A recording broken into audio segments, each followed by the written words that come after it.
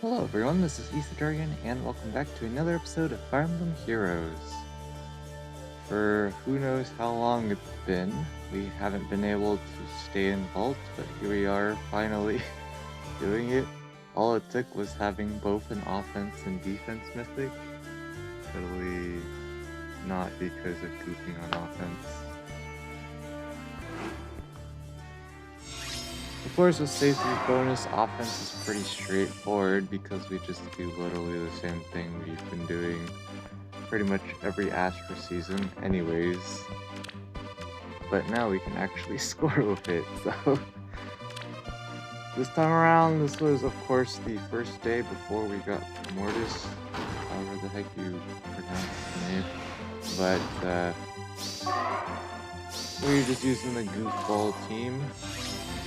Of course, we ended up kicking out units like Dual Leg Yarn and Ascended Bjorn from our team just because not really much point keeping Dual Leg Yarn around because, of course, ours is minus attack. Even if she wasn't, she's still not killing anything that has any reasonable amounts of stats or damage reduction and whatnot, so... Got our Bolt Tower damage. Not that it mattered there. And of course, gonna get the follow-up dance here to pick up another kill with Legendary Nana. And that's about it.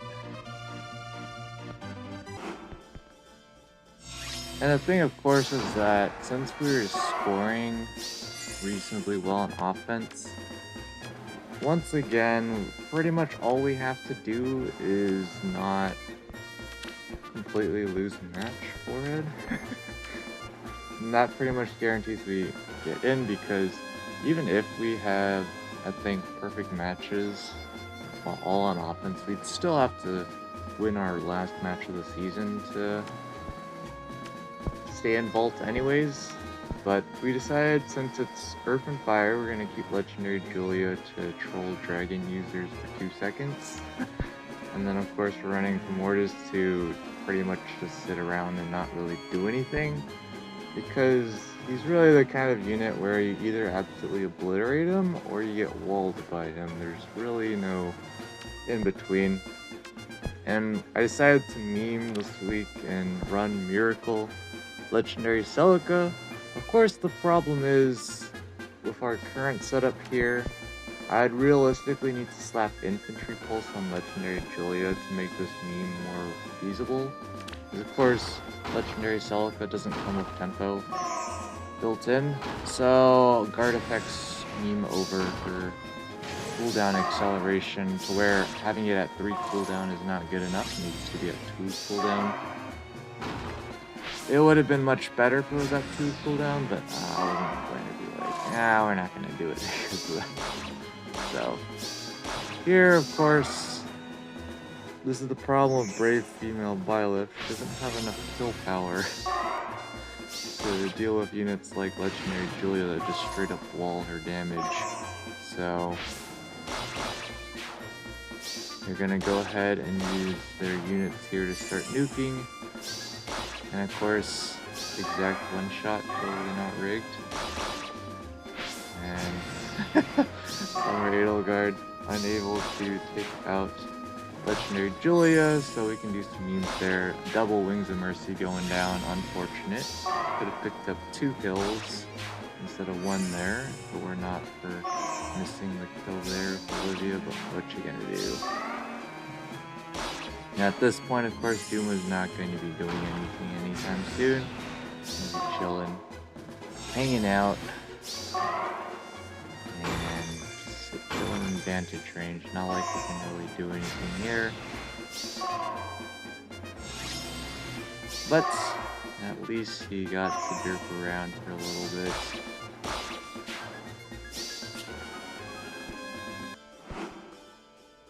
But honestly, for what Legendary Celica did this season, pretty decent, I would say. Especially considering she's completely unmerged, and I'm pretty sure I didn't give her any dragon flash. Literally no investment out of 10. Here we go again, another one of these teams. any turn is equal. I wonder how well Camilla would do here against Legendary Julia. Probably not the greatest, which is why they were able to cheese with tech from here. But there, for example, even if Legendary Celetor were to survive, she wasn't going to be taking down a Centered Fion. We would need to be running Luna. Yeah, Luna would be at 1 cooldown as long as we didn't do anything with Elamine. Which of course is not a great assumption to have because it's the last for season. So, of course people are going to have Elamine with us. We will not have her anytime soon. So at this point, again, Duma's just going to be sitting around while they go yoink all the user structures. And they decide to just end the match here, which I feel like they didn't need to do that. You can go after the other user structures, but sure. And there, of course, Camilla is just strong enough to take out Duma. So even though she can't be protected by near safe here, it doesn't matter.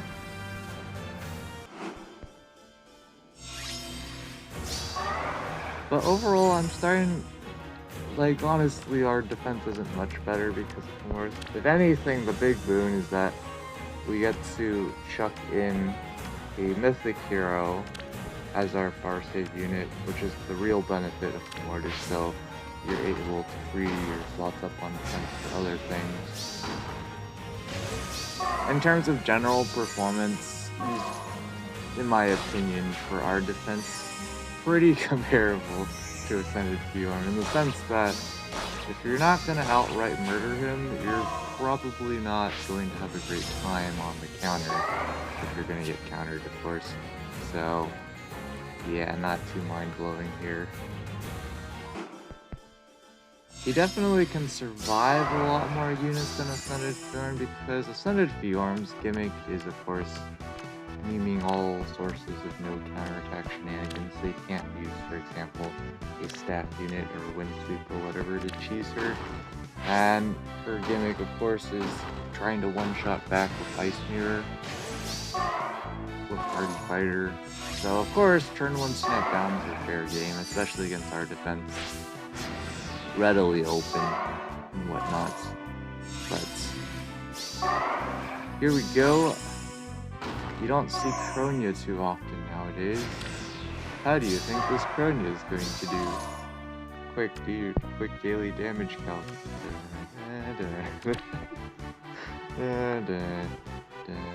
Spoiler alert, damage reduction.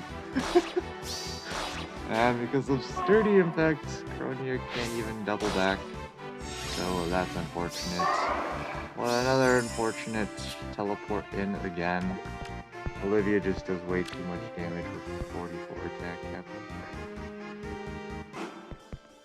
And that's the thing about Kronia, is she really needs to just keep spamming out specials with Special Spiral 4 to have any chance of picking up kills.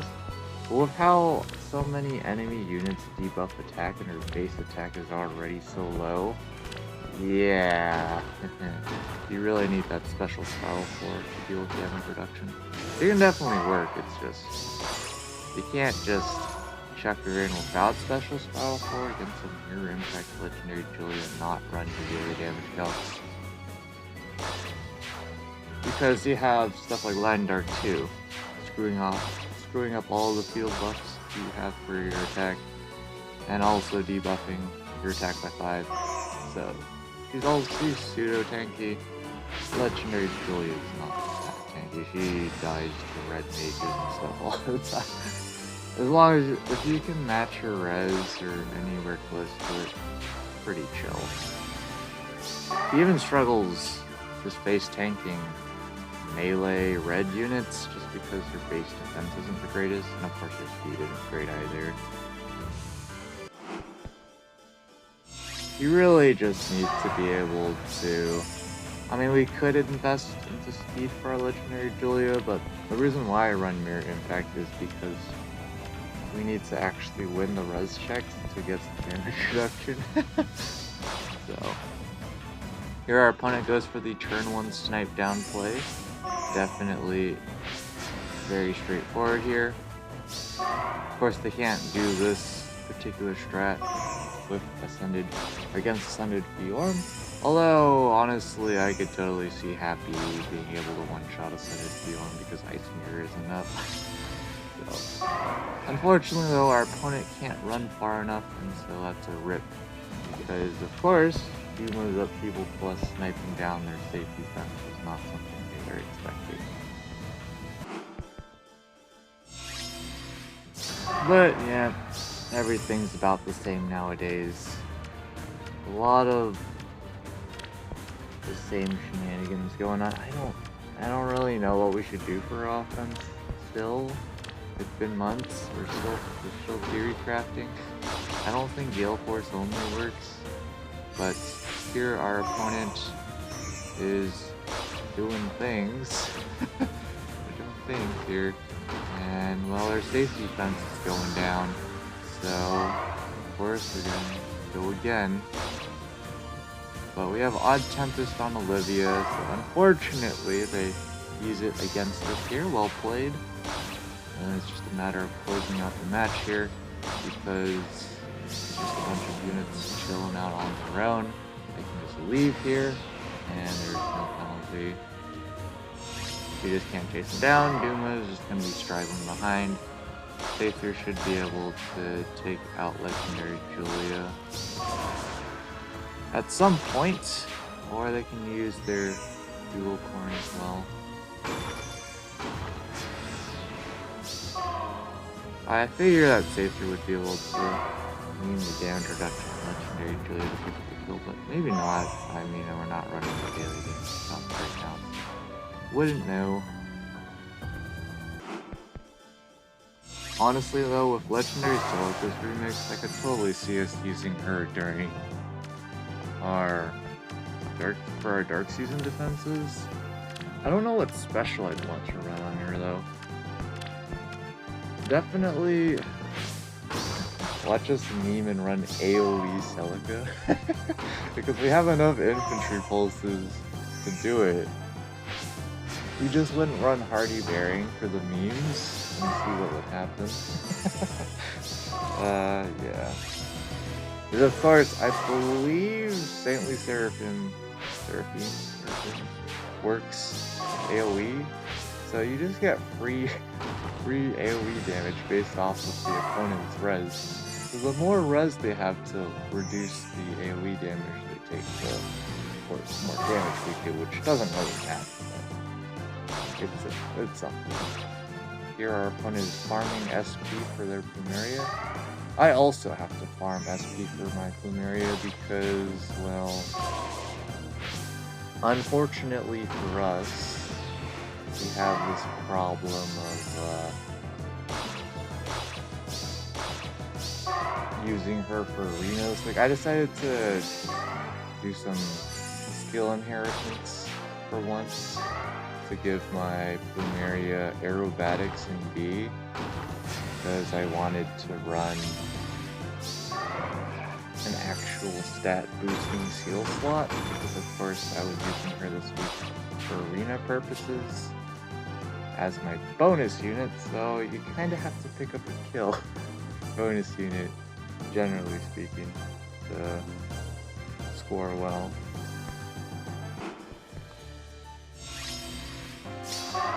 And here we are. Spoiler alert, this is a showcase of why you should actually put some investment into your Legendary Silica. I mean, already here, Blade Session Seal is horrible because of what you're going to see here. Our opponent is just going to set up, of course, against our team. We get the structures down, and we get the classic chip damage. And here our opponent is just going to hit and turn. Not too mind-blowing here. And unfortunately for us, even after Duma chip damage, Legendary Celica is literally just bonus doubler seal, attack speed solo, death blow seal, even worse here, would have picked up the kill. Unfortunately not, so Brave Hector gets to survive, and that's the end of that, because Special Fighter 4 definitely helps him a lot. Versus Special Fighter 3. There's one issue with Special Fighter 3 Mystic Boost sets from way back when was, of course, the idea that you can actually drop below 30% or 50% HP and then Special Fighter doesn't work anymore, which is kind of a problem. But at the end of the day, again, it doesn't really matter too much. We unfortunately have too many issues with Brave Hector in this day and age to use him reliably in every matchup, but he can still be a decent budget tank, especially since he's a Brave hero. CYL hero. Because of course, if you go out of your way to spend more resources, generally speaking, you can get a better far save unit, but for the fact he's in the 4-star special, 4-star, what is it even called anyway? I was about to call it 4-star special focus, and I was like, is that confusing?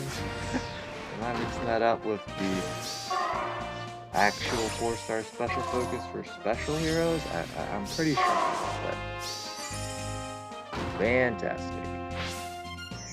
Here our opponent presumably waiting for Bolt Tower to go down before they pull their shenanigans here.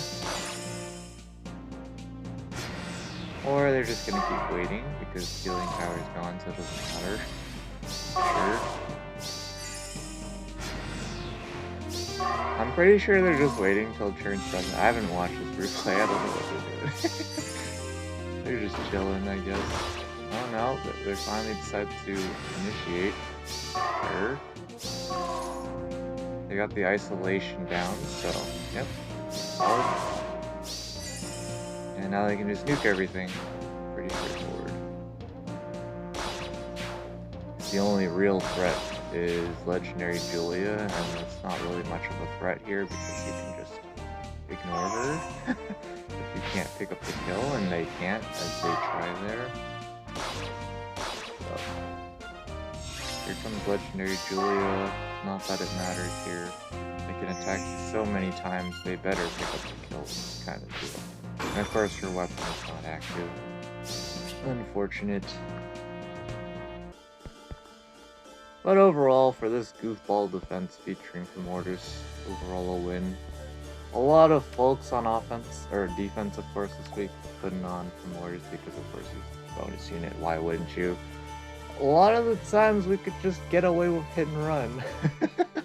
Canto control, stonks is real, or are real. Literally all it would take to shut us down on a lot of these teams would be to have Canto control on literally anyone on their defense, but yeah. No Canto control means we can just hit and run and then utilize Bolt Tower to absolutely nuke everything. Or use Bolt Tower to absolutely nuke everything and get away with it. So, pretty straightforward. Nothing too mind-blowing for Resonant battles like usual. Easy cruising with Harmonized Roy back up to interval 19. Legion's battles also pretty chill, not doing anything mind-blowing here, just using the same units every time. And Arena here, using Plumeria as our bonus unit, definitely pretty interesting. But she was definitely missing plenty of one-shots, but she could kind of hold her own against Legendary Male Robin. Neither of them could kill each other in one round. The problem is just we couldn't do a lot of damage with Plumeria because we're running this kind of build. But in the process of getting aerobatics on her, I decided to get it from one of my many Legendary Azura extra copies. I was like, I can give her attack speed push 4 for the memes. Honestly speaking though, for E3's offense, not a horrible idea for Plumeria to run attack speed push, so she can actually get some speed to avoid some doubles, or even occasionally double some units. But yeah, we're probably just going to stick with attack res push, just because we need her to be tanky on the res side anyways. But as you can see, easily staying. I don't know how 3,888 is scoring, but chances are that's probably staying in. I'm inclined to say that 3,886 isn't staying because I don't know, because it's a little too close, and with how things are with scoring nowadays, it's not too big of a surprise to see a lot of people having the same scores, especially nice round scores like this, where you just have theoretically 5 matches of the same score. But overall, we're chilling. Next week, probably gonna build up another unit to stay in Tier 21 Arena. As if you haven't figured out already, I am planning at some point later this year to just quit playing this game. Long overdue. Been playing this game for over 6 years now, and pretty much missing not a single day. I've missed a couple of days because I either had literally no network reception for an entire day or something like along those lines for a day or two. But ever since I've started playing, I've been playing every day, and I think it's probably time soon to quit playing the game. But as you can see, we're stockpiling orbs for one last meme summoning. But anyways, we'll be back when the results drop in.